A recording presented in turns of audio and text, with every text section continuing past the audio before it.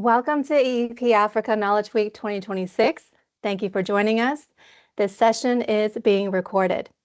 My name is Kelly Kiadar, and I am the Fund Communications Officer at EEP Africa, and it's a pleasure to host you today. So EEP Africa Knowledge Week is a 3-day virtual event exploring emerging themes and innovative projects in the clean energy sector across Southern and Eastern Africa. And most importantly, the goal of this week is to empower the voices of entrepreneurs. Before we dive into this incredible day one session, I'd like to quickly go over a few house rules. If you have any questions during the session, please send them through the Q&A panel located right next to the chat. If you see a question you'd also like answered, feel free to upvote it by clicking the arrow beneath the question. This helps us prioritize the most popular ones.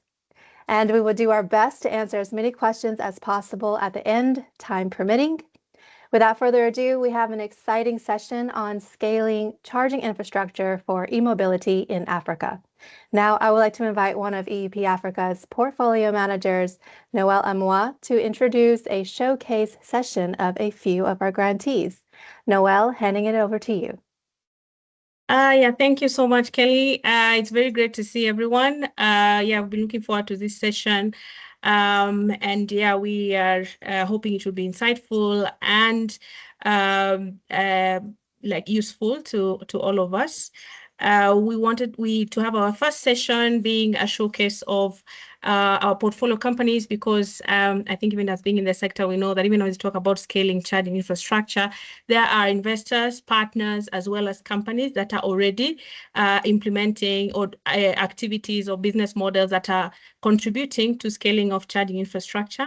So in this first session, we are going to have 4 of our portfolio companies talk us through what they do and their business models, how they actually support the scaling of charging infrastructure.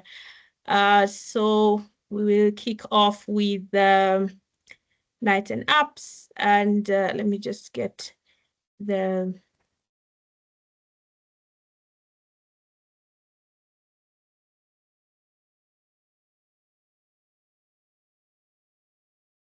We'll kick off with the Nights and Apps. Kelly, please let me know if you can see my screen. Thank you. So we'll have Francis Romano, the CEO of Nights and Apps, talking through what they do. Romano, the floor is yours.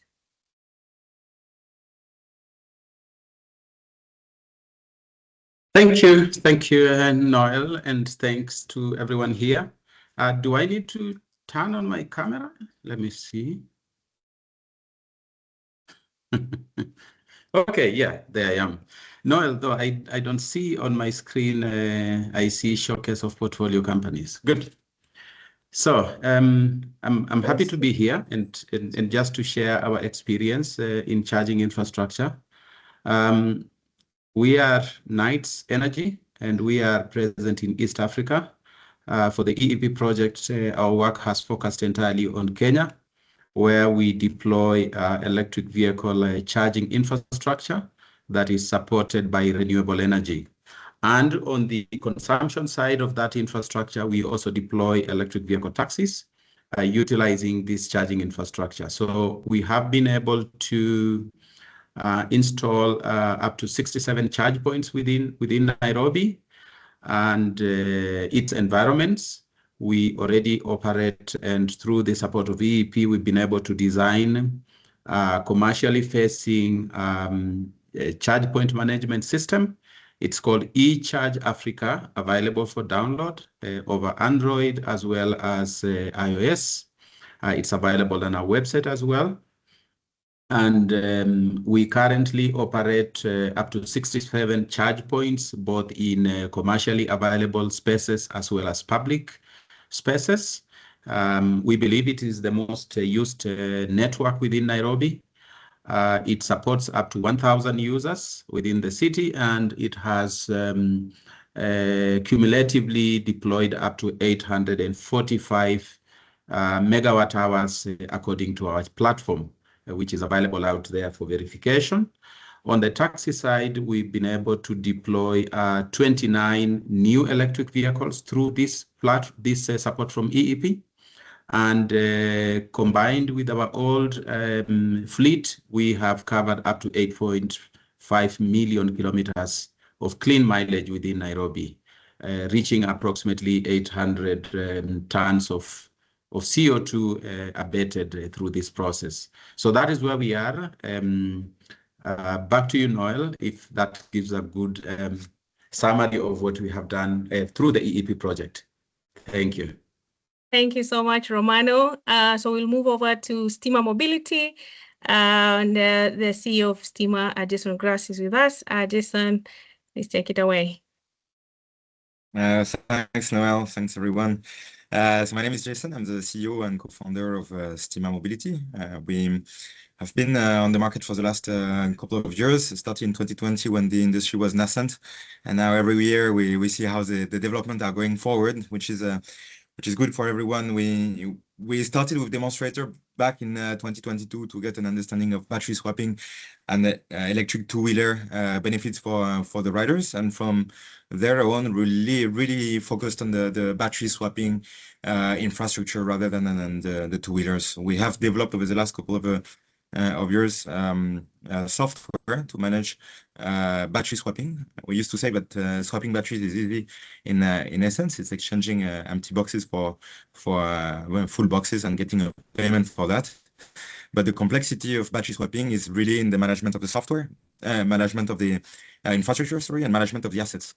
How do you ensure that you have a good service, good reliability for the riders at every moment of time, and how do you ensure that your battery keeps the same performance over the long run? And that's something that you need to guarantee to your riders. So we have developed this software, started to license it to a couple of electric mobility companies over the last 2 years, with projects in Uganda and Kenya, in Ghana, and in Nigeria. And basically working in collaboration with other companies on this on the same.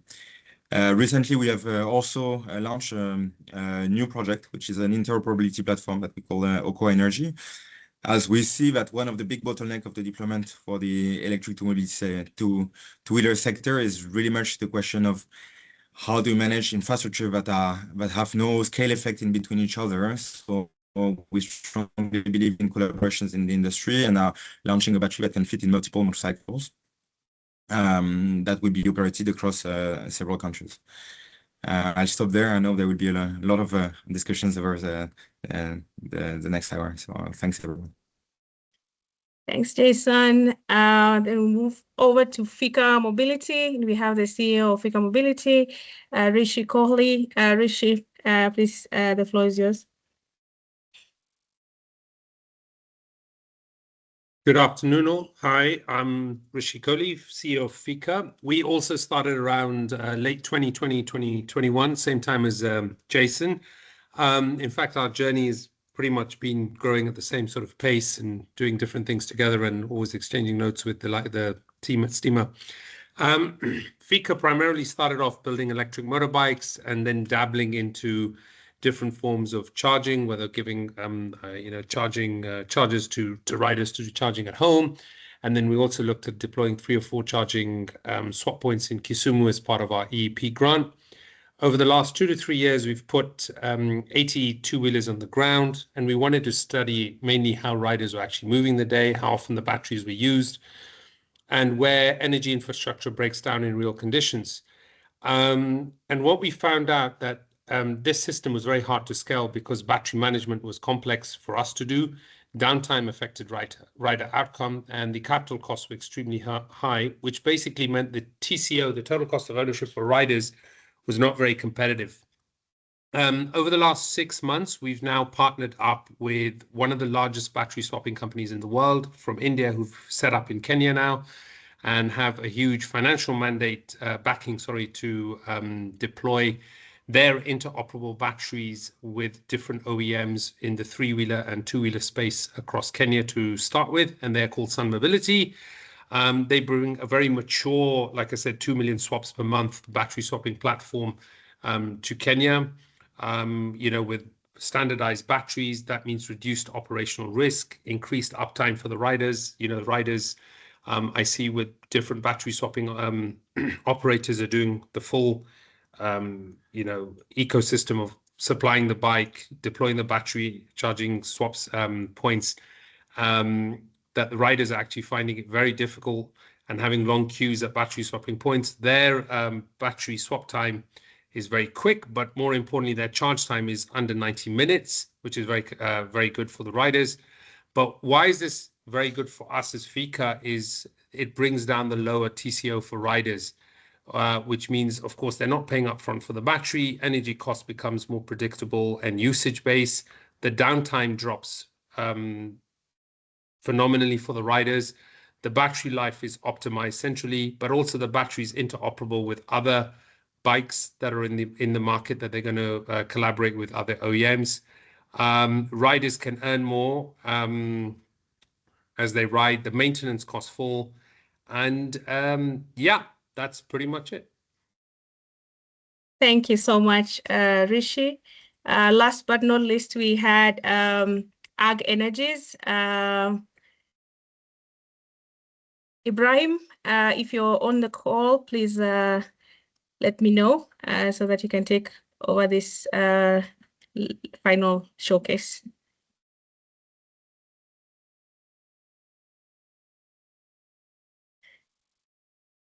Okay.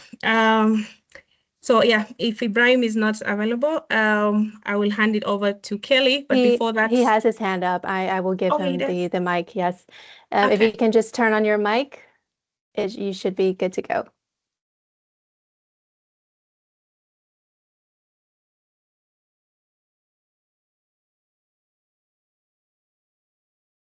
Ibrahim, if you're speaking, you are on mute.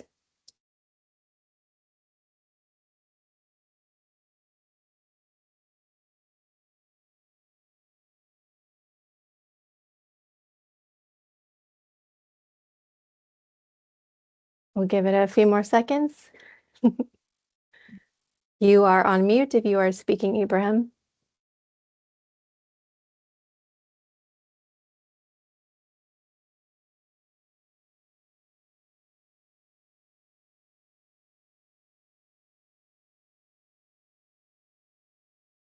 Okay, I believe we shall continue. Yeah, so I wanted to close the showcase session by also highlighting that these four are just a subset of the EEP Africa e-mobility portfolio. We do have more than 15 companies that are deploying e-mobility technologies in Africa. And so to any investor partners that want to talk about e-mobility, we do have quite a broad portfolio. And also to share my deep appreciation with the portfolio companies because the private sector in general, because all our learnings, our understanding of the sector and our data points, even as investors and ecosystem players, would not be possible if we didn't have the private sector. So a huge appreciation, I think, to all the companies that are presented, or the ones that are also represented in the in this webinar. Yeah, we really appreciate you. Back to you, Kelly, for the next session. Thank you. Thank you very much, Noelle, and thank you to all of our presenters. All right, so just a moment here. There we go. So this next segment will be moderated by Warren Ondanje. He is the Managing Director at Africa E-Mobility Alliance, and he will be joined by a phenomenal panelist that includes Carol Ofafa, founder and CEO at eSafiri, Jason Graf, who you just heard from, co-founder at Stima, Tom Courtwright, Research Director at Africa E-Mobility Alliance, Agnes Alu, driver and beneficiary of Nights and Apps, one of the companies you just heard from, and last but not least, David Mugambi, Head of Transport Mechanization and E-Mobility at Kenya Power and Lighting Company. We look forward to an insightful discussion. With that, I hand it over to you, Warren. All right, thank you, Kelly, and really thank you to all the panel presenters that have made their presentation and given us an overview of what's going on in some of the businesses towards accelerating this adoption and this move towards e-mobility. I also see quite a number of guests on the call, so I think this is going to be an interesting conversation. I urge you all to engage on chat, send across questions for the panelists.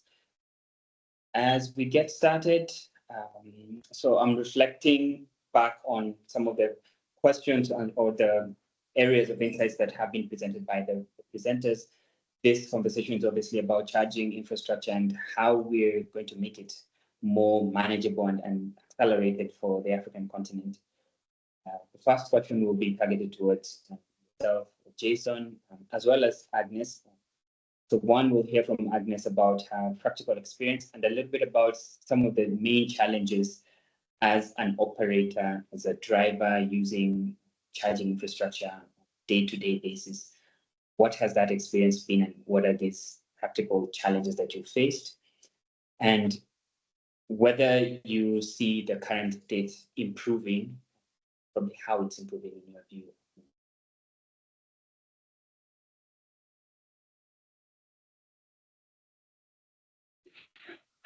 Okay, thank you, Warren. You can hear me. Okay, if I would talk about my experience as a taxi driver, driving the electric vehicle on the roads, initially it was a bit tough because I started with a low mileage vehicle, which meant I used to go back to the charge points almost after maybe an hour. You make a trip maybe to the airport, by the time you get back, you have to get back to the charger. But things have improved, especially within Nairobi, because the chargers are there. Quite a number have been added, because initially it was only at the JKA Service Center and I think at our offices in Karen, the Well. But currently they're spread. We have one in Town Center, we have one at Upper Hill. Almost most of the points within town, yes, we have the charge points. And also we have the home chargers, which we really need to use overnight. But the kind of job I'm doing, the home charger takes too long, 12 hours. So I have it, yes, but I don't use it. Because when I get home, it's late. When I start it, it will not do me. Another thing, most of us, me, I'm one of them who stays on the third floor of an apartment. Then the kind of parking we have is a straight line parking. If you're not there first, and I stay among the last houses. So if I don't park fast, I can't reach my house. And if I have to reach my house, I have to extend it with a very long cable. It's tedious, hectic. So I don't use it. I have a home charger, which I don't use. So most of the time I have to run and do the outside charging. Then the challenge that I would say I have, as a taxi driver, I don't choose where to go because I'm an online taxi driver. I would be requested to go anywhere. If I'm requested to go maybe to Thika, initially it was hard. Right now it's okay because I have a vehicle that has a longer range.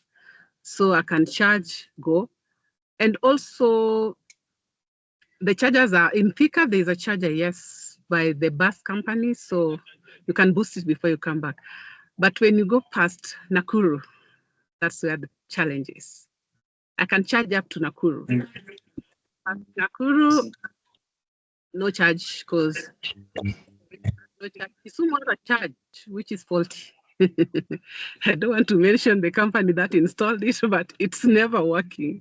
It's there by name. So I think those are the major challenges.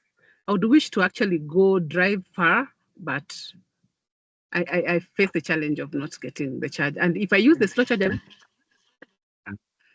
that thing takes 12 hours to make the car. Like, I took 2 hours to get 5%.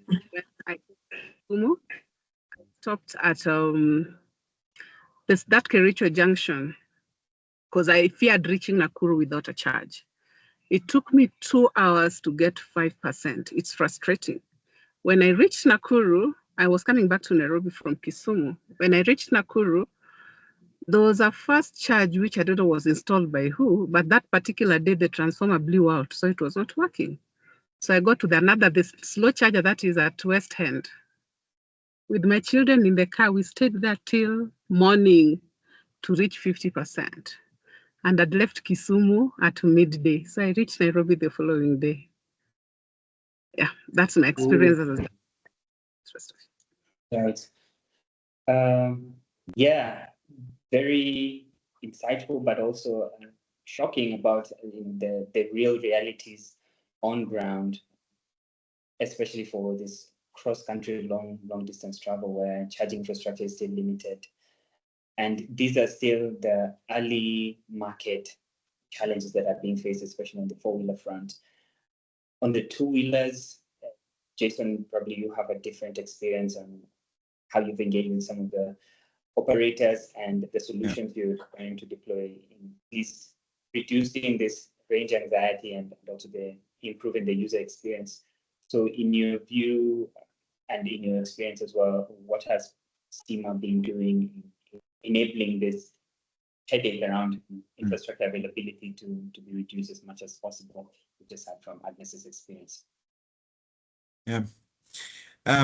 Well, there is a couple of things that are quite similar in terms of challenges when you compare four-wheelers and two-wheelers. There is always this question of range anxiety that comes up, and if you go around in Nairobi and ask a rider about his feeling about electric mobility, whether he has a bike that is electric or not, that's one of the first points that he will definitely mention to you.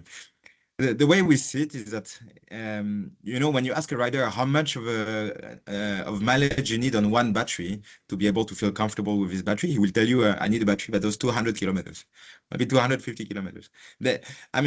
If you ask from the perspective of a rider, he thinks that he needs that much of energy, but in reality, when you compare it to the sector of petrol bikes, today, you ask a petrol rider how often he goes to a fuel station during the day, he will tell you 3, 4, 5 times. So the reality is that the big problem is not necessarily like the problem of the range of the battery, but it's more a problem of the service to the rider in swap station. And there are two ways to look at it, I would say. Like the first one is definitely the question of when the rider needs a battery, it's different from when he needs fuel. When he needs fuel, he just go to the next fuel station. But when he needs a battery, he needs to have a swap station that is close to him. So there is a strong point that is about how do you plan a network when you're an electric mobility company to ensure that you have sufficient coverage and sufficient service for the riders. So here comes all the question of the data that we deal with every day, which are basically analyzing what are the routes of the riders to define where you need to put the next swap station to support at best the service to the riders. But then there is another question that comes is like when he comes to a fuel station, he will always find fuel in the pump, right? But if you go to a swap station, maybe you will get there and then there is no battery that is available. And this waiting time is extremely important in the perspective of the riders. Still now, it's the early days of the deployment of the electric mobility in Nairobi, for example, but you will see riders that are still waiting for an hour and sometimes 2 hours, sometimes more to get a battery that is fully charged. And this is very much related to how the management of these swap stations is done. And you have many ways where you can improve on the service that you give to the riders. What we have been doing on the side of our software when working with other electric mobility companies is basically identifying what are the bottlenecks to the availability of the batteries to the riders. I can give an example, which is, for example, chasing the inefficiencies. For example, when you have batteries that are actually in the swap stations, are they being charged or do they wait there without being charging? Is there issues with the chargers? Is there issues on the availability of power? Do you have like a backup power that is available for these batteries? Do you use solar, for example? So all these questions are very important. And then there is another question that comes up that is also equally important is the actual performance of the batteries. And here it's a tricky point for a lot of actors for the sector. You need to provide batteries that will keep the same range the longest possible. But as the battery is going forward, it will keep degrading. And as they degrade, your value proposition for the riders will change. So at the beginning, he gets a battery that can do 80 kilometers. But after some time, maybe he will complain and say, I was planning to do 80 kilometers, but I stopped in the middle of the road after 60 kilometers, maybe 50 kilometers, maybe 40 kilometers. The more it goes, and the more you have problems. So there is one point that is specific that we have been focusing on is understanding the degradation of the batteries and the reliability of the batteries. We collect data from all the batteries in real time, thousands of batteries on the ground. And from this data, we're able to basically run models to do predictive maintenance on the batteries. We're able to flag to the electric mobility teams which battery has an issue, what could be the issue, get the battery fixed in the battery lab before it becomes a problem for the riders. And this, when you have a couple of batteries, it's useful, but when you start to have 10,000 of batteries and more, it becomes absolutely critical, because the operational cost of serving a rider that has a problem on the road is expensive.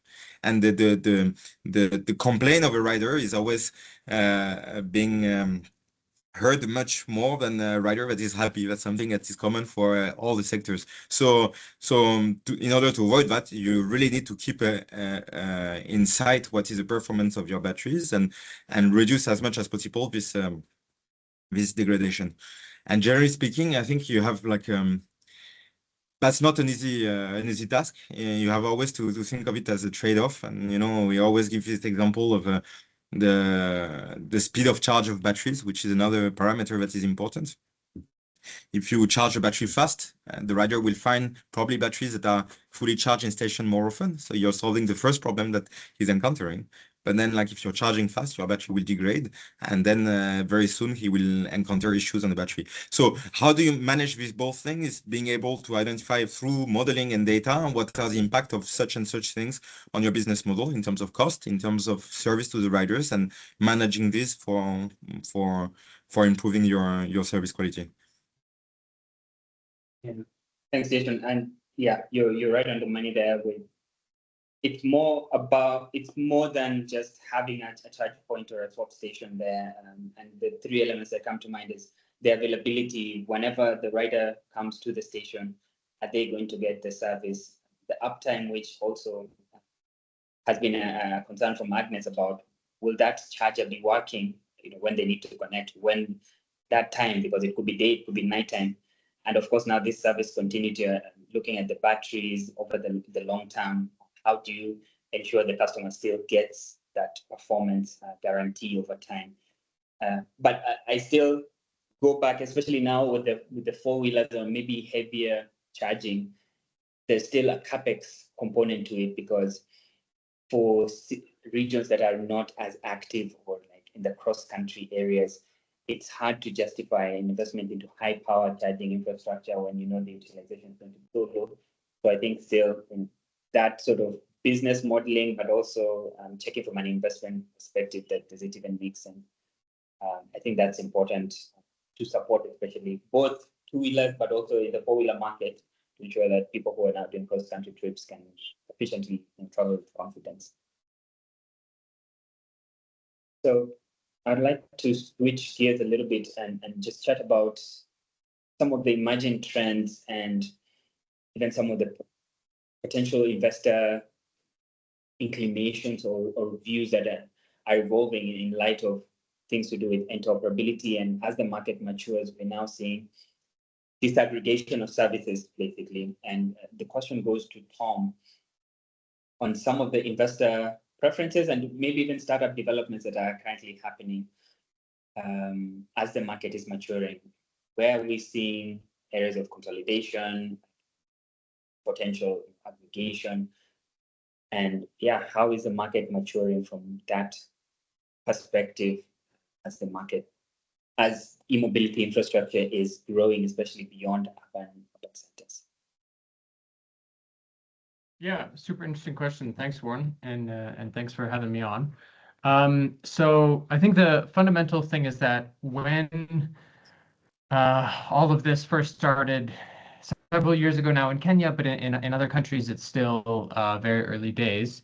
When you come in providing an electric vehicle solution of any kind, whether it's 2, 3, 4-wheelers or buses, you have to also make sure that there's charging infrastructure available. And what that means is that being very integrated, right? And provide the batteries, providing vehicles, in many cases, providing maintenance. And what that has meant is that vertical integration is quite tiring. It's quite capital intensive. I'm losing you, Tom. I don't know if I'm the only one. No, I can't hear him either. Okay, I'll give him a second to reconnect.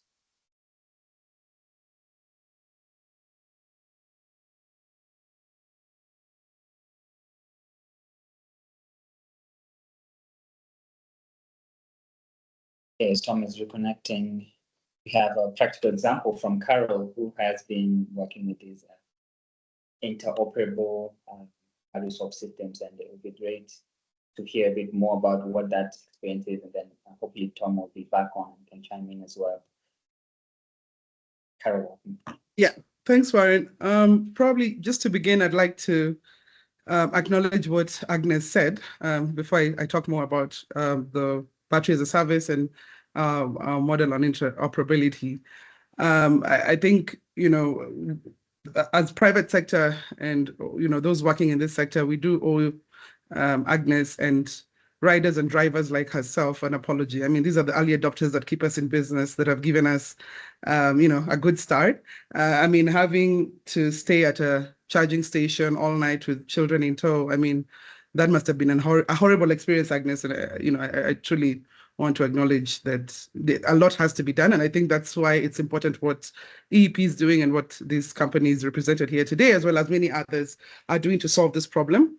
Yes, so, you know, on the matter of, you know, interoperability, there's one thing that I think Jason talked about that, you know, goes very well with this. And there is the aspect of data, which I think he covered very well, but there's also the aspect of infrastructure. If you had what Agnes said very clearly, it's the lack of charging infrastructure, lack of, you know, the chargers in the areas where she frequents. And if you understand the customer in the Kenyan market, we work in the cities and then we go back home to the village, you know, during the weekends, during the holidays.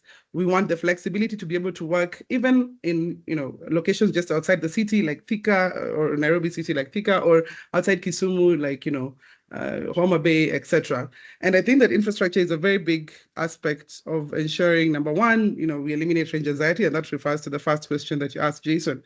But when you're talking about interoperability, I think that working together in many ways, I think Rishi also talked about his partnerships that are, you know, making this a reality. In many ways, number one comes with, of course, the technical aspects or the hardware, the battery itself. But there has to be an understanding that the Kenyan consumer, or most of our African consumers, want options. You don't want to be tied to one type of battery that does not necessarily fit your pocket size or your energy and range needs. Clever way to ensure that, you know, we are offering options to our customers and to our riders, increasing adoption, but also being open. And I think at ESFA, what we focus on is having an open network in the sense that we can work with different EV assemblers and OEMs, and we offer charging. And what makes it, you know, what makes our work interesting is that we realize, you know, like what Agnes said, that, you know, there was a power outage, a transformer went out.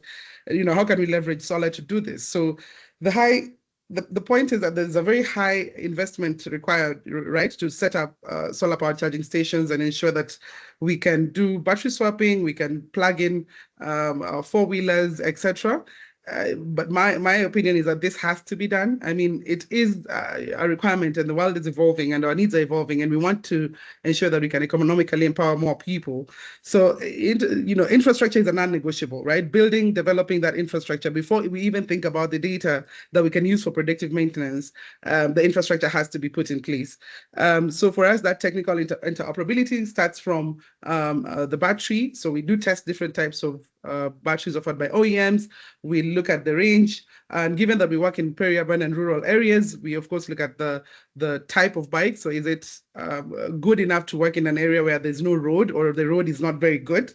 And then of course the aspects of who owns which layer of the technology stack. You know, if you're working with an OEM company offering us a bike, we are retaining ownership of the battery and giving that bike to a rider. And then we want to do remote monitoring. We want to collect data on how the bike is used. We want to collect, to use data to manage the infrastructure itself, who owns the layer of that stack. And that's something that I think partnership has really given us, solved for us, because we have partnered with OEMs and other organizations that have given us the software that we need.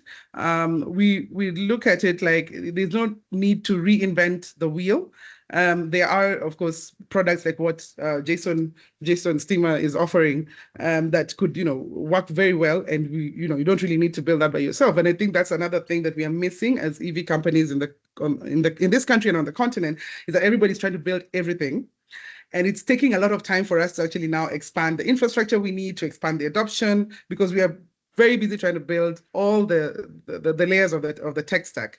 So working together for us with other people who have already figured it out makes a lot of sense, and it has reduced our cost for us, and also time, and increased efficiency and the user experience for our customers. But then there's this other layer now with data sharing, right? So if you are using software that is developed by somebody else, and you're trying to ensure that there's interoperability amongst your different OEM providers, how do you secure the data for your customers, and how do you secure this data to ensure that we are complying to the law, but also managing our systems properly? It's one thing that we are solving as we go, but for us the priority is, of course, performance optimization at this point, because we're in the early stages. We do have, I think, about 150 riders on the road now, with some 7 stations that are solar powered. So it's essential for us to ensure that we are available and the chargers are available for the riders, as much as we are eager to collect this data, and then ensure that we secure that data. So scalability is an important part of this, because if you're going to be interoperable, how do you scale? Interoperability is supposed to be the thing that makes us scale, but you globally aligned standards will put you at a position where you can scale and accommodate future battery chemistries, higher energy densities as well. And then you have the faster charging technologies that are now being explored more and more in this location. So I think the standards are supporting that, hopefully not being a hindrance to innovation, but supporting that aspect of interoperability with regards to future proofing. So I don't know if Warren, is he back? Is Tom back, or? Tom, are you back now? I am, yeah. Sorry, everybody, about that. Yeah, thanks, Para, for this insight around, just really practically how there is existing services already in the market, and this need to no longer reinvent the wheel. And I welcome you to also type in the chat section, and later on probably you can weigh in. Even you, Jason, the services you are already providing that are cross-cutting and interoperable between different e-mobility companies. I think this can also be an eye-opener to some of the companies that are across the continent that are looking to launch new services, but are kind of stuck about building their own system or importing something else completely from outside, whereas there will be existing solutions. Yep. Meanwhile, Tom, go ahead. Yeah, sorry. So the question's still around like trends in the industry, right? Yeah. Okay. So yeah, so like I was saying, we started off with mostly very vertically integrated solutions because it was necessary, right? You needed to provide the charging, in some cases, even vehicle financing, import, maintenance, and so on. And obviously that's very capital intensive. It takes a lot of time, a lot of effort, and people's expertise may be in one part of that value chain. And what's best is if we can find ways to specialize, and that's what we're starting to see, right? That's the trend, is that we're starting to see people specializing on certain parts of the value chain, and then being able to work with multiple partners on the other part of the value chain. So to be more specific, for example, most commonly, what we're seeing recently is people who are choosing to focus on the battery swap network part of things, and then to work with multiple motorcycle OEMs. Right, so Ampersand recently launched with Wilex, so they have a second motorcycle provider on their network. In Uganda, GoGo was doing it with another provider. There's other folks who have, of course, used different OEMs themselves, even if they're branded the same, but they are different vehicle designs and so on. within their same network already, although it didn't really look like brand compatibility. There was some design compatibility that had to be done. And this is helpful for a number of reasons. One is, of course, just having more demand. So I think that's a great way to scale and being able to specialize on that part of the value chain. Another angle, of course, is in providing more choice. But that question around choice really depends on the type of interoperability. So maybe I'm getting ahead of myself by getting into that. But that is a key element, is that when we say interoperability, it can mean very many different things. And I'm having this conversation almost every day with people. And where we're seeing the industry going is in particular going towards people wanting to focus on the battery swap network and battery ownership, and then being able to partner with different motorcycle OEMs. But in terms of some regulatory interest, it's often towards being able to have a battery that works at multiple swap stations. Another way to do it, of course, would be to franchise out swap stations like Okoa Energy is planning to do. So I think there's a lot of different paths ahead of us, but that's broadly where we're going right now. Is we're headed towards specialization, and I think that's going to really free people up to focus on what they do best. Yeah, I know the question around interoperability from a regulatory point has not been something that has moved so fast, because a lot of the companies still in the early stages of vertically integrating or establishing what works. But at the same time, regulation would in some ways be seen as slowing down the kind of innovations that can happen. But we're now reaching a point where in some markets, this is naturally happening, especially from private sector innovations and collaboration towards supporting scale. Just going back to the early experience around what Agnes has also faced when she was traveling across country. It's also a case of interoperability, just not successful, where you go to a different provider's charging point, but then the service is not available. And this is a concerning area because part of accelerating interoperability means we need better partnerships, or we need better ways of engaging between companies that are actually providing services to multiple vehicle user types and different categories in the e-mobility infrastructure. So back to Agnes on your experience. I know and I relate very well to that experience because I've also traveled cross country before and experienced challenging beyond the urban and the main cities. There's always a blackout in terms of the charging points, and more importantly is availability, because the charging point might be existing, but you can't really determine whether it's active or not. Agnes, what's been your experience from a point of balancing home charging, because you already mentioned this, and public use of public infrastructure? Are you seeing that your business or your business operations require you to lean more on this reliance on public charging infrastructure, or do you also have situations where it's more convenient to use the home chargers?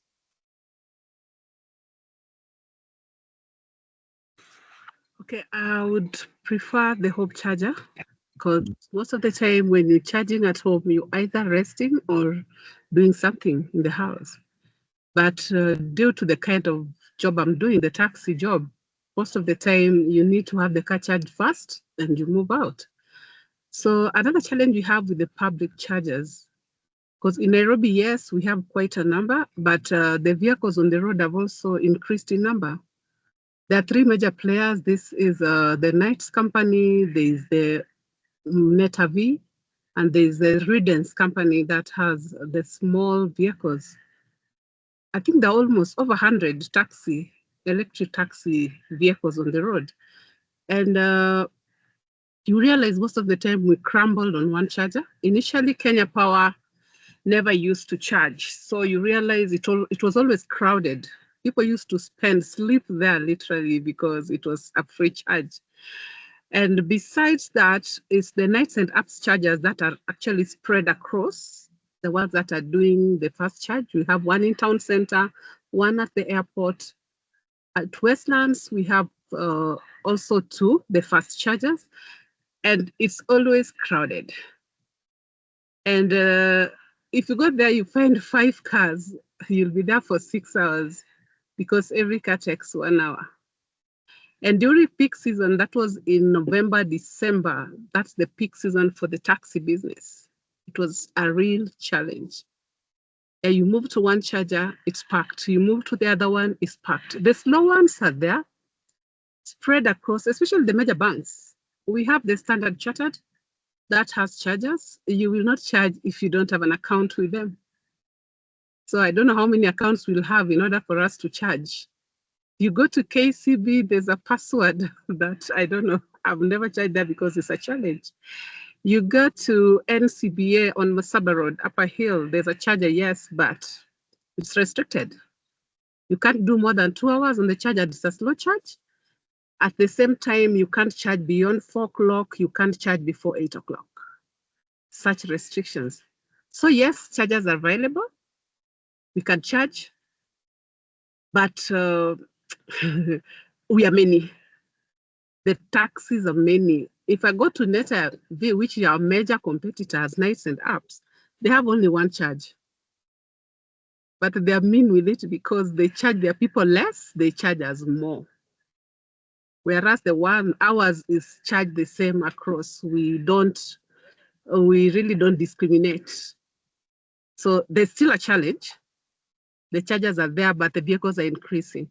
I've not even talked of the private vehicles that you go to Kenya Power, you find 3 of them parked there, and because the guards there have to be fair to everyone, they will not skip the queue. They will charge based on who came first. So yes, we have the charging infrastructure in Nairobi, but still they are not enough. Okay, and thank you. This is a very real experience about the challenges of accessing the available charges and how this affects business from a practical point. I thank for sharing these experiences, Agnes. And on the call, we also have Engineer Mugambi from Kenya Power. And Kenya Power has been is the utility in the country and has been working towards supporting the stakeholders that want to deploy infrastructure, as well as acquiring some of the meters, especially to accept the e-mobility tariff. And Engineer Mugambi, there's a lot that has already been said about experiences from using the charge points, and even the one at Steamer Plaza, which riders had fallen in love with up until when the costs were introduced. So what were the experiences from the utilities perspective in what the uptake in the country has been, and some of the strategies in promoting this demand, because I'm sure there'll be other utilities that are also looking to Kenya to see what are the best lessons from a utility point on encouraging this uptake of e-mobility.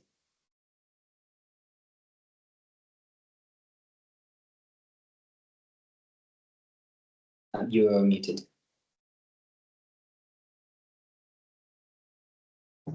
Thank you, Warren, and Nat, for this opportunity, and to our participants in this forum.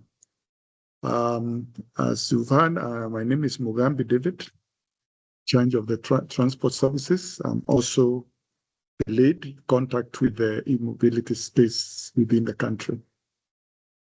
I've had the experience of the lady in terms of the changing and the challenges she has gone through, especially when you fight, the changer is there and the transformer is blown, and that was your last hope to get it to the next station. It's a very, I would say, humbling experience and very inconveniencing to the person in such a situation. At Kenya Power, I would say that over the last year we sold about 3 million units on EV charging. That's in 2024, and 2025, this tripled to 9 million units. That's a threefold increase in terms of the EV consumption. And those are the people or the charging, which is on the EV tariff. We have quite a number, about 15%, which is not on the EV tariff out there, with the one in malls and other, which is not yet transitioned to EV. As Kenya Power, we are looking at this space, looking at it as a possible load filling opportunity rather than a great stressor. In most areas, we are listening to, or rather, e-mobility has become a challenge to the Greens because we fear it will drive demand beyond what we can be able to cope. Fortunately, in Kenya, we have more energy than we are actually utilizing, and e-mobility has come in we are looking at it more of an opportunity than a challenge. Our main priority at the moment is protecting the system reliability, and while we create space for new electric loans, especially e-mobility and charging. What are we doing with this? In the last 2 years, we understand here we introduced the e-mobility tariff as an industry, the energy space, and this has seen growth in the last 3 years in terms of uptake of the EVs. This has brought the ability of KPLC or Kenya Power to balance the grid. And at the moment, between last year and this year, due to the uptake of the EV tariff, we have seen the demand during peak and off-peak. Previous 2024, it was 30%, 70% peak. 2025, it came to 50-50. So we are looking within this year, 2026, most probably this will turn such that there is more charging during off-peak hours. What are the outcomes of being able to monitor this? We have not seen any material increase in the peak demand as a result of e-mobility, taking into account that the most charging is actually filling in what we normally throw away during off-peak. We are also gone into smart metering. All our EV customers are on smart meters, and this has given us an opportunity to track, monitor the charging profiles, and be able to see who is charging when. We are able actually to monitor and understand the distribution of the charging profile. We are also looking at how this is impacting on the transformers. And also we are testing basically charging concepts. We are looking with our charger, our fleet. We are trying to check what happens when we delay our charging. And also with the chargers and the partners we have, basically the customers already on our grid, we are looking at areas where we are limiting or controlled charging power levels in these chargers to see how they impact on the grid. So deployment of smart meters, and advanced metering systems for large power customers has enabled us to have the load visibility we need. It has also enabled us to prepare for future automated demand response. And also, it is also preparing us for integration with smart meters and other energy management systems. Kenya Power, we are planning, or rather we are on our way into the market within the next 1 week to look for a platform where I hand the situation where we have so many apps and the chargers, which are past ones, and so many other things we cannot reach. We are trying to look for a universal platform which can allow charge point operators to onboard their chargers on a single platform, and therefore this platform can manage the charging, can manage the billing systems, and it can allow us to have a single platform. And we are hoping that the Kenyan EV space will be able to appreciate this and on board, because the platform will highly depend on whether the industry is able to trust it and move on it so that we have a single platform which allows cross CPU charging. When I move further, we are also looking at issues. What is our future in this space? We need to look at it to reframe, or rather Kenya Power is reframing the challenges which are associated with EV charging. We are looking at it so that we can de-risk this and turn it to a controllable resource to enable us to manage the loans and ensure the grid is ready to serve the EV space. We are looking at off-peak charging being promoted, and we are hoping that the current tariff review period will be able to get a better or a more user-friendly, even an improved EV tariff than what we have currently, so that we can push most of this demand to off-peak and when the grid is not strained. We are also looking at this enabling us to improve the load factor, especially the mention of rural areas. We have so many transformers and infrastructures out there which is underutilized. The EV space is giving us an opportunity to improve the utilization of our infrastructure. Kenya, currently over 80% of the population has access to electricity. The question is, what quality of customers do we have out there? EV is giving us an opportunity to improve the quality of the customers and make the grid more profitable. By having more power going through the grid, especially through the demand from EV, is likely also to push the tariffs further down because we will retain the same infrastructure and be able to have more throughput through this infrastructure. So we are looking at tariff and pricing innovation going forward, so that we are able to align, we can have clear off-peak incentives.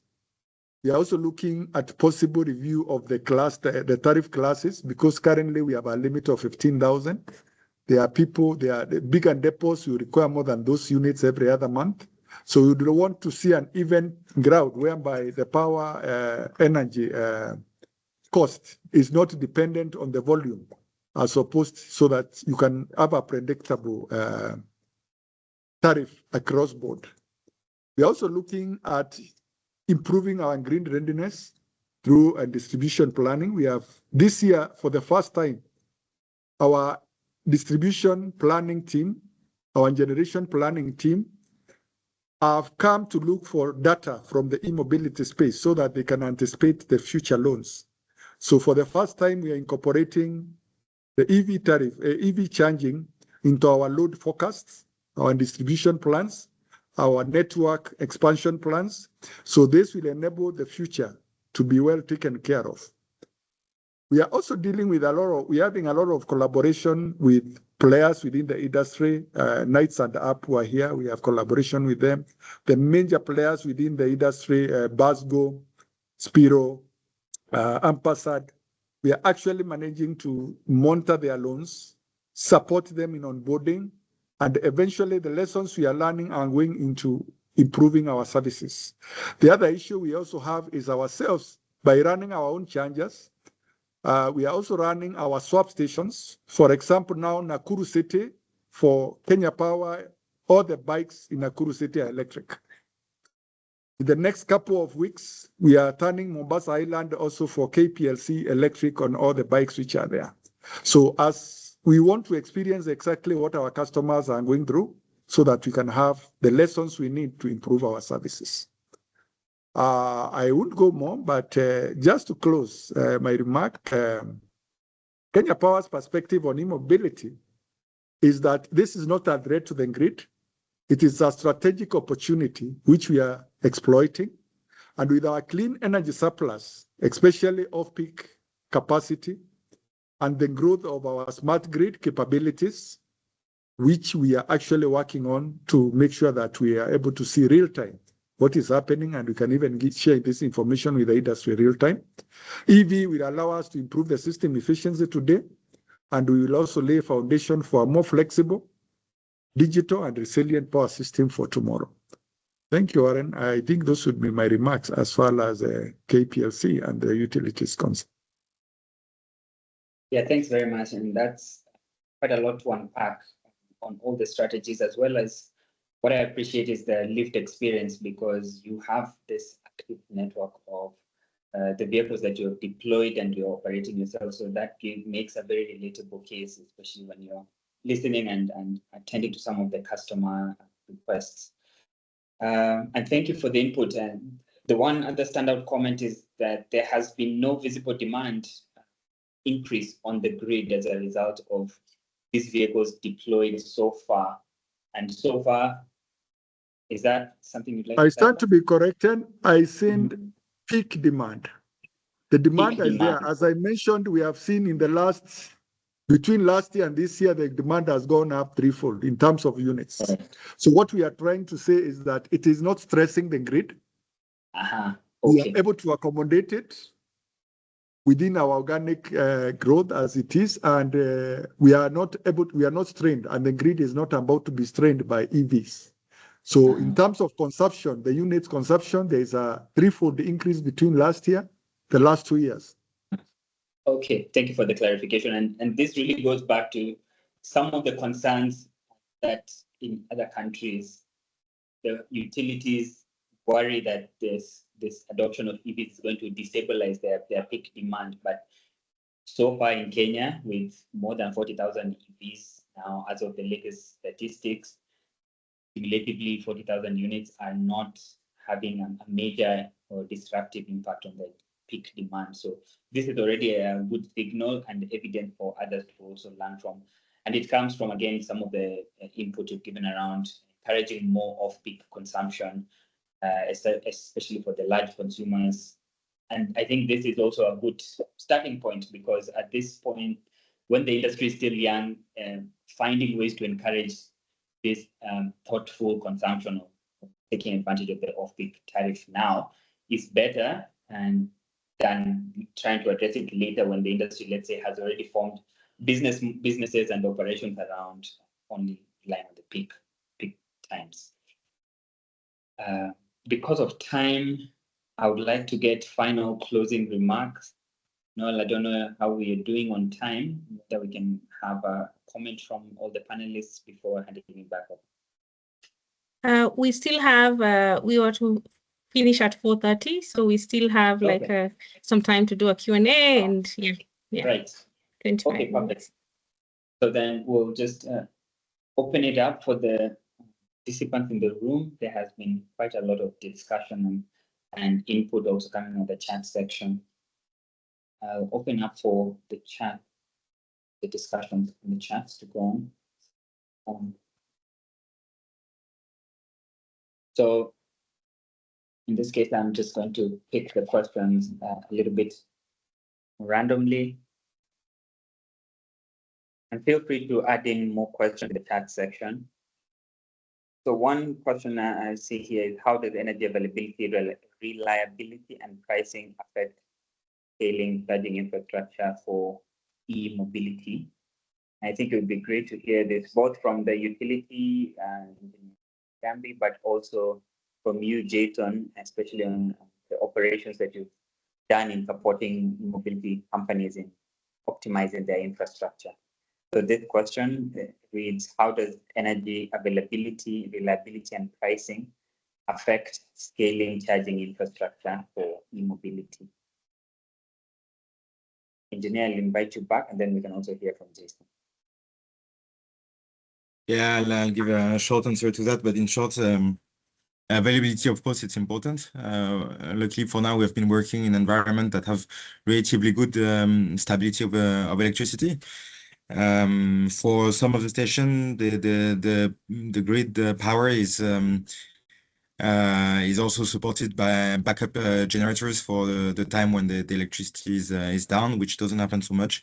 But definitely, as much as you will go to the peri-urban and more rural places in certain countries, and you will start to experience this kind of issues. So there is, of course, the topic of solar that is coming up as the top of the list solution.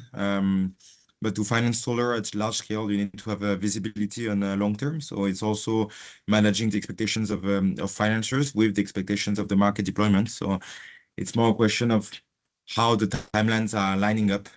That's one point about this backup solar. And then in terms of price of electricity, of course, it's very important. It's one of the major OPEX of this type of business. From one country to another, you have a lot of differences. In Kenya, in particular, the electricity is still higher than you have in neighboring countries. So the question of solar also supports reduction of the price of electricity over the long run. And again, it's a question of timeline and how can you set up large-scale solar to support an electric mobility business when you're in the scale-up phase, at the beginning of the scale-up phase. So, some element of answers on that. Thank you, Jason. Engineer, do you have any more input on this question, your perspective?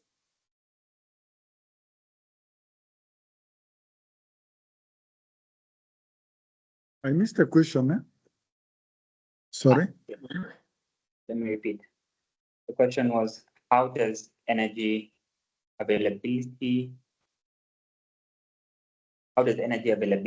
reliability, and pricing affect scaling of charging infrastructure for e-mobility?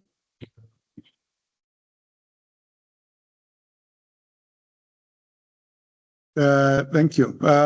Those items, the three ingredients, that is basically pricing, reliability, and quality of energy is very critical to how the industry grows up from where it is or moves ahead. In that, if we have interruptions or inadequacy in terms of the power or the wrong pricing, then most of the pricing models and trust in the EV solution will not take root.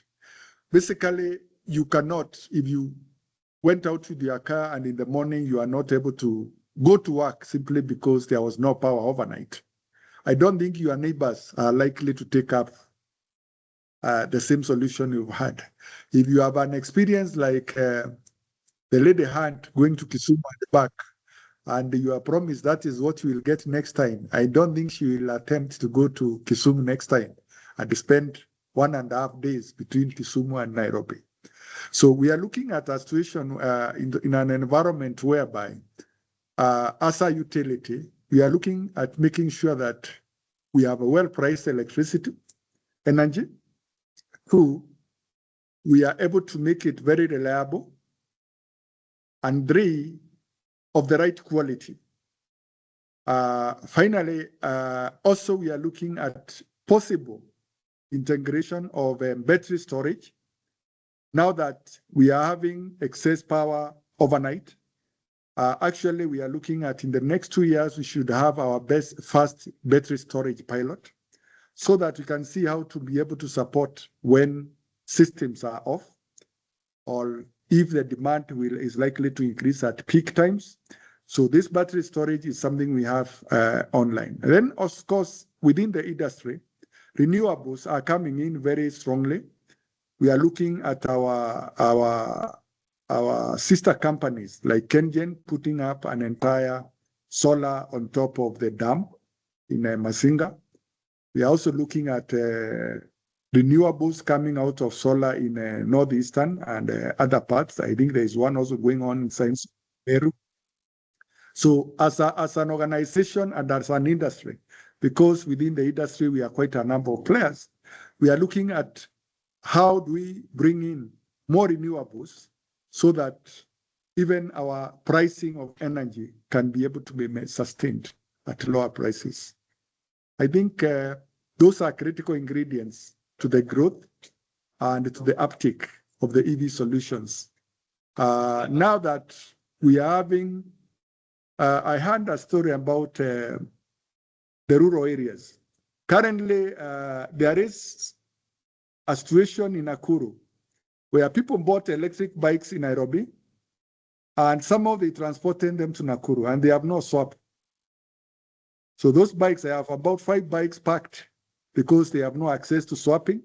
And the owners went proudly with them to the rural areas around Joro, Nakuru, did work. After that, if you have to swap, you have to send your battery to Nairobi. So some of these solutions, we are looking, the countryside is very ready for this solution. The question is, are we ready to be able to support it at that level? Thank you.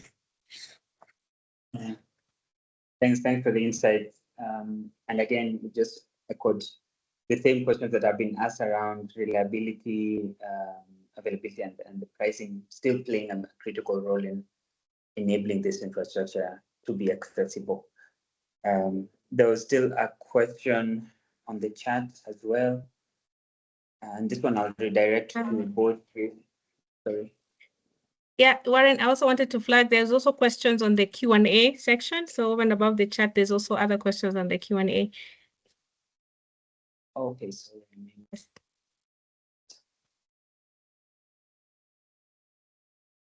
okay, thank you for that. I have them here. And yeah, so these are two questions that are still around battery applications. I'll direct them to both Jason and Carol, but Carol, we can hear from you first. Can we trust manufacturers' specs around these batteries? That's the question I'm paraphrasing. And then the second part was, or the second question is, do you see second life batteries playing a role in reducing capex for charging hubs, particularly in weak grid or off-grid areas? Yeah, the first question was on. I see the second from Marcy, but I don't see the first. Yeah, the first one was in the chat section. I'm just picking this. Someone asked that, can we trust manufacturers, battery manufacturers' specifications? Okay, yes. So trust is a very important part of this new technology. Well, it's no longer new. It's been operational for years, and I think more and more people are adopting it. But trust is always a very important part of industry. And what can we do to make sure that for those who are consumer facing, so organizations that are directly dealing with either distributing these electric vehicles to customers, to make sure that there is trust, right? And that they are confident on the kind of quality that we provide, or the kind of quality the manufacturers are promising in terms of the battery. So like I said, testing is an important part of the first phase of onboarding these vehicles in our network. Number two is that once you find a problem with the battery, right? We always give feedback. So that feedback loop is important, one, on improving the quality of batteries that you have on the network. Number two, ensuring that you keep away until the solution is provided. But there's also the standards, right? So the KEBS has been working for several years now to deploy standards that will guide the sector so that you can avoid the batteries that are not necessarily good for you. And that, of course, increases trust. Having proper standards that are tailored towards protecting the consumer can do that. But I'm also very excited to answer Mass's question, because second life use is a very important part of what we do. Like I said, partnerships are also integral in seeing these successes. Second life batteries can, in fact, reduce the capex for charging hubs. Why? Because there are business models that exist and that are currently being tested that will ensure that second life use batteries can provide solutions for other things within the home, or with other industrial applications, or even within recycling. And that can then contribute to lowering further the cost of the capex of the hub. In weak grid or off-grid areas, I know that there has been conversation today about the high investment required to set up large solar power plants that can support charging infrastructure. And what we have done without that high investment is offered small microgrid stations, so small stations that are easy to put up, or at least cheaper to put up, and can provide support for a cluster right? So within our what we call the Safiri hubs, we support a certain cluster of riders who then depend on that particular charging station or battery swapping station to support them. And like we say in Swahili, kidogo kidogo jaza kibaba, right? So we've managed to deploy the smaller hubs that can support up to 20, 30 riders every day. They will not cost as much as the bigger plants that may, be required, but then they do solve the problem. They provide that problem. And the other thing is that ensuring that within that small hub, you offer other services that can also help to bring the capex down or to bring the costs down. One thing is that we've noticed, of course, economies of scale is a big part of reducing your costs. Buying solar in bulk and then deploying them into these smaller microgrids can do that for you. But then when the battery remains as the asset of the organization, then second life use is an important part of that process. So partnering with organizations like WEEE, there's also an organization in Kigali that is piloting something similar towards the end of reducing the original capex cost. So I think that those two questions from my end. Warren, over to you. Yeah, thanks for breaking that down. A question around financing models also came up, and maybe Tom can also shed a light on this. Where are we seeing successful models for scaling charging infrastructure, whether through this interoperability, or are there other ways in which companies are doing this by themselves or interacting with each other? Yeah, thanks, Warren. Interesting question. I think, of course, although I'm sure that we'd hear arguments of other side, I think clearly that battery swapping has been scaling, and there's no denying that. In terms of the charging side of things, I'd actually really love to hand over to John Msingo, who's here, who's had many years of experience in the sector. So yeah, John, if you're here, I don't know if you'd add something there around like scalable EV charging.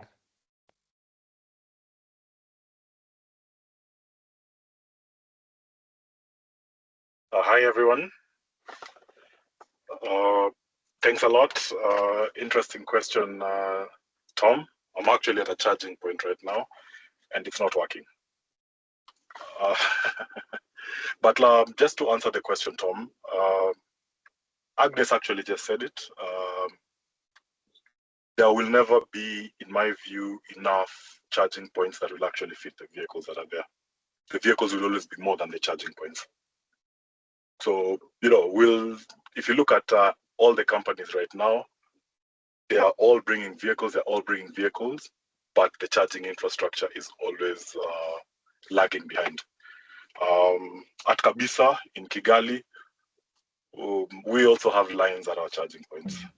And yeah, so the business is profitable. You probably could break even in about 3 or 4 years. But my view, and I think this is something that will continue probably for the next 10, 15 years, there will always be more vehicles than the charging infrastructure. And there'll always be demand, provided that your charging point works and is reliable.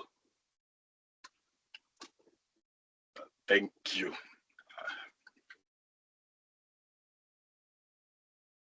Yeah, interesting from someone directly on the ground trying to address some of the challenges. Thanks, Tom, for connecting John on this call as well. And maybe, John, back to you, if you're still there. I would still like to understand, are there practical applications that you have seen to supplement grid-connected infrastructure with probably storage? This is battery storage to just ensure reliability, or is this happening in other vehicle segments? Yes, so interesting question. I'm glad that I had Engineer Mugambi is doing it as well. In Nairobi, in fact, literally just paid for the materials today. And by the end of the week, we'll have up 60 kilowatt DC CCS2 charger that is battery powered. So it's powered by a three-phase, okay, let me not get too technical, but it's basically powered by normal three-phase electricity, but then it can actually give out 60 kilowatts. So, and so the connection is power to the battery, then battery to the charger. So it will take about 3 hours to be able to fully charge the battery, and then it can discharge that power in about 1 hour. So we want to try it out here in Nairobi. It's on Enterprise Road. We want to just understand the economics as well. I think the best thing is to just try out these solutions. Once you try out these solutions, you learn a lot. You're able to then make informed decisions for your business. So I can't give you an answer yet. Give me 3 months, Warren. I will come back with answers on that. Thank you. Yeah, and it would be great to hear now from practical point, the utilization and what it takes, because the main consideration in my view is the total capex, because if you're pairing not only the grid connection investment or the charger capex, adding on the storage, then that also has an impact on the kind of tariff you can deploy and how well it's going to return to the business. So it's not a case that we've seen as commonly across the market, but then it'll be interesting to hear back once there's some results. All right, and I see we have 6 minutes on the call to go. So I'd like to have a quick round of takeaways. This conversation has been very rich in diverse experiences, not only from the operators, but also from the utility and even on the broader ecosystem. So in wrapping up about where the next steps are for addressing charging infrastructure, I'd just like to hear in your views, the panelists, and together with your closing remarks, where next for charging infrastructure to truly become mainstream opportunity, not only for business sense, but also to encourage more people like Agnes to get on the road confidently and trust that this technology is going to work. So we'll start with you, Carol, then we'll go to Jason, come to Engineer Zambi, and then we'll wrap up with Tom. Right. I think that the conversation that we didn't have in great depth, which is actually very relevant in response to this question, is the issue about investors, deploying the capital necessary to actually put, this infrastructure in place, ensure we have reliability, ensure that we're integrating probably the renewables that we need to support, reliability. And I think that for me, probably my final comment, which in response to this question would be that customer trust and investment trust go hand in hand. And for us to be able to deploy the capital, we need to put up the infrastructure and the systems in place and, of course, increase adoption and give that peace of mind to the customer. Then the trust must be, built by the companies that are already client-facing, right? So we've seen that investors are very flexible to a significant extent, but they will reward companies that are building future-ready, future-proof solutions, and willing to adapt to shifting standards. What that means is that what we've talked about today, interoperability, is a part of being future-ready. Also, partnerships that make infrastructure scalable and make charging systems scalable is a very big part of it as well, of building that trust for the consumer and for the investors. Range anxiety is one of those things that we've discussed in depth today, and eliminating that for customers, will increase confidence. But range anxiety does not only come from, the lack of availability of a charging station. There's also the aspect of maintenance. How are we supporting riders to be able to maintain their bikes, to be able to access their day-to-day income? I think this was also not covered, but I think it's an important part of the conversation. But all in all, I think that a lot of work is being done, and I think Engineer has spoken very well on what Kenya Power is doing on their side and the partnerships they have with existing larger scale EV companies. And I'd like to encourage Engineer that the smaller companies will also come to you because they're doing a lot of work in the rural and peri-urban communities. And there is a shift on how distributed energy resources, so companies working in rural areas, using renewable energy, will form part of the future grid stability, right? So if we have those smart meters and we can inject back to the grid in areas where we have this instability, I think a question asked by Mercy, I think this is where the future of charging, the future of grid stability and energy access is going. So it's a very interesting and timely conversation. And I think that for those who are potential customers here today, that there's a lot of work. I want to give you the confidence that this is a sector that is growing and a lot of people are putting in effort. EEP supported Isafiri, and we continue to work together to deploy 25 electric bikes, 5 electric three-wheelers, 2 swapping stations, and these are in areas where you would predominantly not even expect to see an electric bike. So places like Kiumba in Homa Bay and Nyamasaria in Kisumu, and this transition is showing day to day by the type of savings these riders have. So investment is an important part of it. Trust is an important part of it, but we have to remember that infrastructure will make this happen. We have to focus on the infrastructure as well. Thank you very much, Warren. Thank you, Carol. Very insightful feedback. Jason, I'll over to you for half a minute, and then same to you, Engineer Mugambi, and then we'll hear from Tom and Agnes. Thanks, Warren. No, I'll be very quick. I just seen an article just right now that was published by Clean Technica saying that 15.3% of all registration in Kenya last year were electric for motorcycles. That's a massive number if you compare to 2-3 years ago when the sector was just starting. So there is one bottom line, which is the sector is transforming to electric. There is no turn back.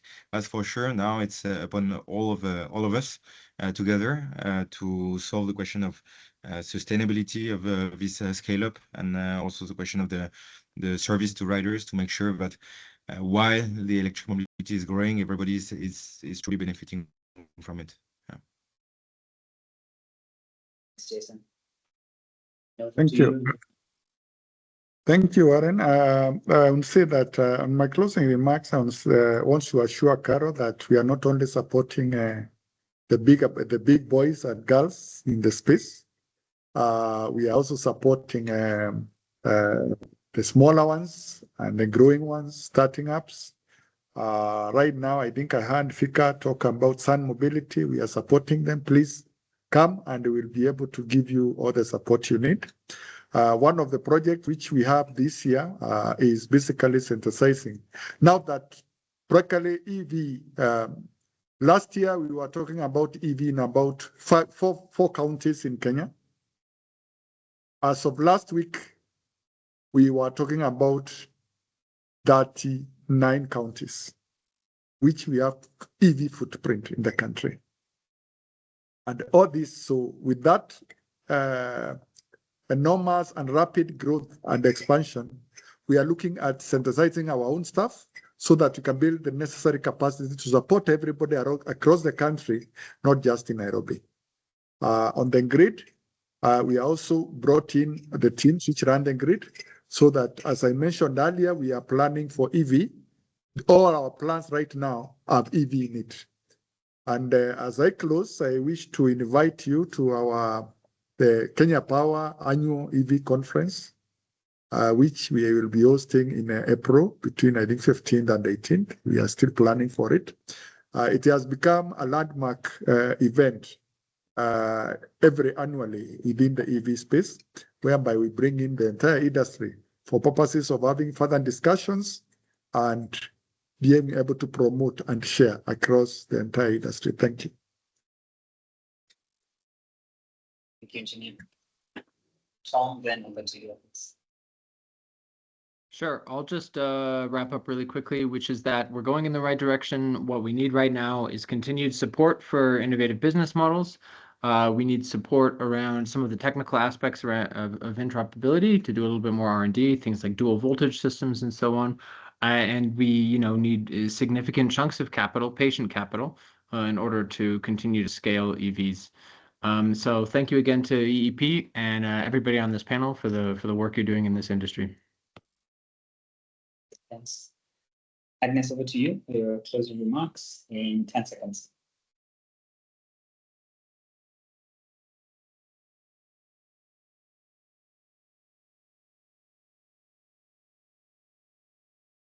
I see you're muted.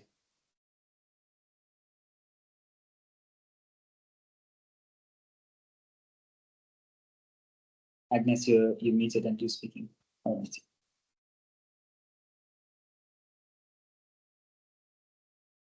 Sorry, you're still muted. Can see I'm unmuted. I'm unmuted now. Yes, you are. My final remarks would be to Engineer Mugambi. And Kenya Power has, I think, offices across the country. Sorry, Kenya, the 47 counties. If maybe just to support us, the users now, to get at least a charge at every Kenya Power office, I think that would be great. I've worked in different counties within Kenya, Kakamega, Kisumu, Busia. So if at least at every Kenya Power office, if you could have one charger, I think that would be great for us as you plan to increase the infrastructure across the country. I think that would be best for most of us. That's my remark. Thank you. Thank you. That is very well received. Just for information, currently we should be commissioning Voi anytime, Mombasa anytime, Nyeri anytime, and Nakuru. So hopefully in the next 1 year we should be able to make the route motorable all the way to Kisumu, Eldoret to Kitale, the other route through Narok to Kisii. And we are looking the Meru route all the way to Meru from Nyeri and Embu side. So we are looking at expanding our footprint as we grow our own fleet, internal fleet. Thank you. Great. And I thank you all for contributing and passing on very important insights about experiences. I'm glad that we are now talking from a very experience-driven perspective. And hopefully this shades a picture of what's going on the African continent with insight, particularly from Kenya. And I've seen the audience has people from all over the world. So this is a great interaction. So thank you all. And I thank you, EEP, for putting together this conversation. I'll now hand it over back to Noel and Kelly. Thank you so much, Warren. And thank you to all of our panelists and all of our speakers. Noel, do you have any closing words before I close the session? Yes, so mine is just to thank our speakers, who have moderated or shared their insights with us, and also all our attendees, and to encourage the same participation. Our associations, including even the African Mobility Alliance that Warren represents, they do have a lot of resources and learning events. So as a sector, even as private sector players, investors, and all of us, we need to kind of follow and share from each other as we learn and grow. And yeah, back to you, Kelly, for the next steps. Yeah. Thank you so much, Noel. And thank you to all of you participating in our webinar. Thank you for your great questions. So the recording of this session will be available soon on our website. We have also put a feedback link in the chat. We encourage you to take a few minutes to let us know your thoughts on this session. And we also invite you to come back tomorrow for day 2 of Knowledge Week, where we will share more information on EEP Africa, announce the winners of EEP Africa Project of the Year and Rising Energy Leader Awards, and also present the latest call for proposals where you can learn more on how you can apply for funding. So the registration information can be found on our website at eepafrica.org. Thank you very much, and we will see you next time. Bye. Thank you. Thanks, Kelly. Thank you. Bye-bye. Thank you. Goodbye.